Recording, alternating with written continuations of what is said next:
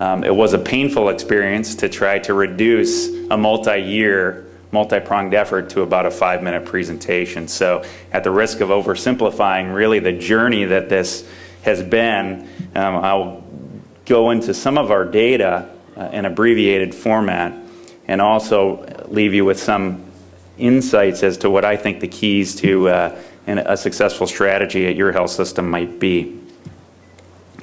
For our scope, our goal was to address all adult inpatients admitted to our health system.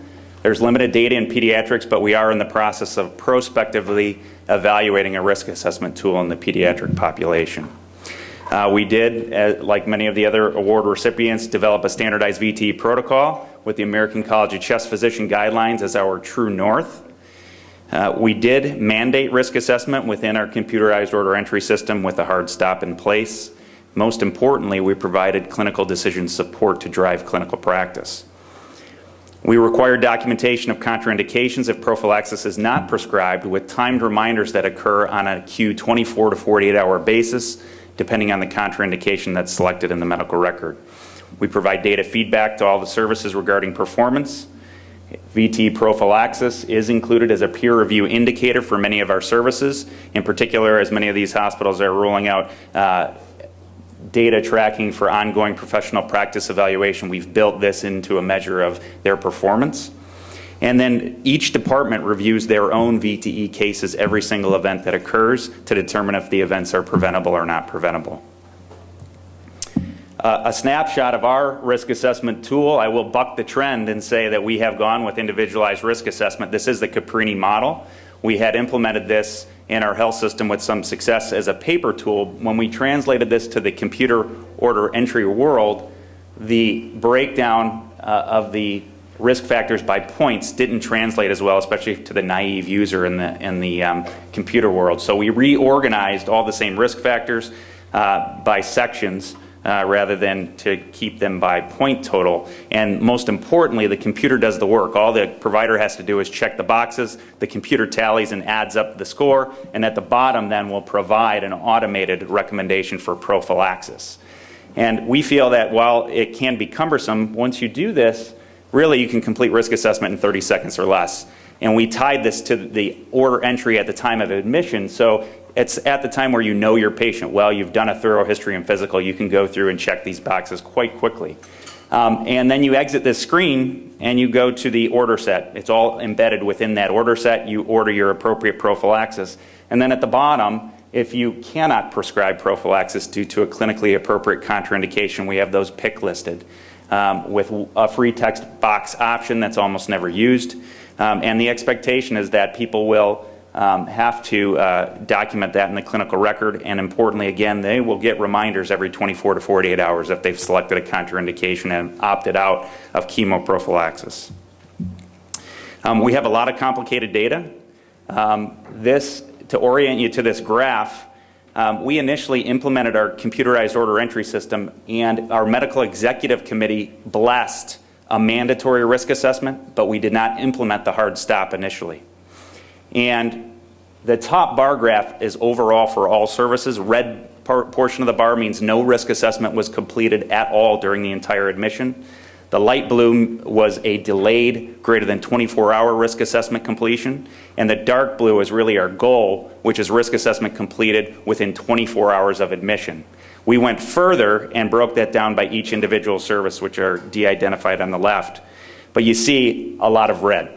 So we were not performing well. So despite the medical executive committee, quote, mandating risk assessment without implementation of the hard stop, we were risk assessing only 50% of our patients, only 30% of which occurred within the first 24 hours of admission.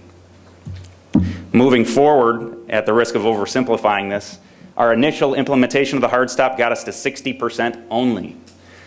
We were puzzled, scratched our heads, and went back to the drawing board, found gaps in our system. We plugged those gaps. We increased it to 80%.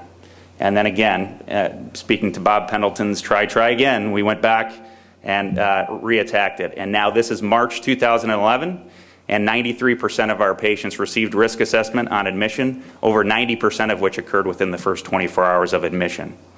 And again, if you look by service, very little red by comparison to that former graph when we initially started the computerized order entry.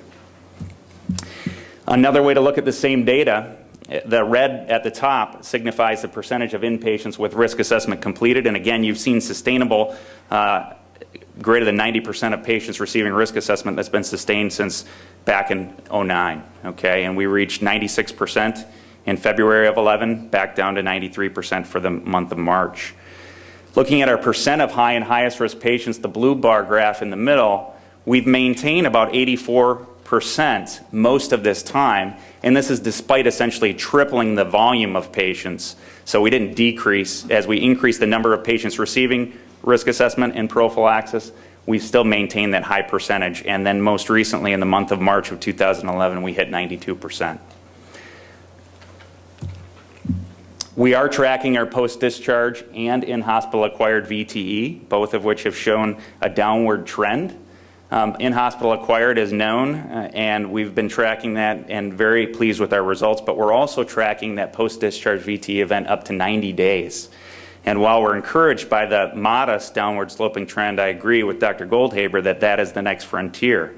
As such, we've implemented some unique strategies by mobilizing our visiting nurses to assess for VTE symptoms and also to assess for compliance with discharge prophylaxis.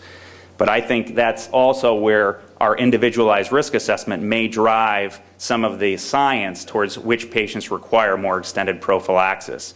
I think that that might also help answer some of the questions about outpatient surgical cases where currently today the predominant wisdom is to not prophylax any of those patients, and we feel that there might be a certain subset that's being masked that is at higher risk within that outpatient population, and perhaps this individualized risk assessment will help give us those answers. So some of the keys to our success, a demonstrated commitment of senior leadership. In our case, our chief medical officer is passionate about VTE, as am I. Institutional will and commitment is key, even in the face of resistance, and there will be plenty. Development of a VTE committee to oversee the effort. I do feel that this should be a devoted VTE prevention committee. It's very easy for this to get lost in the sea of quality improvement initiatives if it's embedded within a QI committee, as an example. Even an anticoagulation safety committee has a lot of fish to fry, and VTE effort and reduction is really a robust effort that requires dedication. And so you need resources and support. I can't underscore enough a consensus building process. Nobody likes to be forced to do what you're telling them to do. In a sense, that's what the hard stop is doing, so good consensus building along the way is key. And knowing the culture of your organization and even the services within your organization is important because, like politics, all culture is local. Clinical champions are critical. Multidisciplinary involvement is key. And then, of course, standardized protocols and guidelines and support for data analysis and collection. We employed multimodality and multi-level education to our nurses. We're now piloting a patient education video at admission. And this is important to gain the buy-in that you need from all the different key stakeholders. In addition, we did build the risk assessment into the existing workflow to make it as easy as possible. And then rapid cycle quality improvement from borrowing from lean principles, continuous plan, do, check, act, and root cause analysis to troubleshoot your problems, evolving circumstances, and improve the process on a continual basis as required. We do support certainly the computerized order entry hard stop to force the function. And I can't underscore enough, though, intelligent design with clinical decision support. The hard stop alone did not get us to where we needed to go. There is a great quote by Margaret Mead that says that a small group of committed, thoughtful citizens can change the world. Indeed, it's the only thing that ever has. And I think that's true of our VTE effort. I'd be remiss not to acknowledge our VTE committee members, which really are multidisciplinary. You see nursing and pharmacy and physicians and PAs and nurse practitioners. And it's really what's necessary to drive this forward. So thank you for your time today.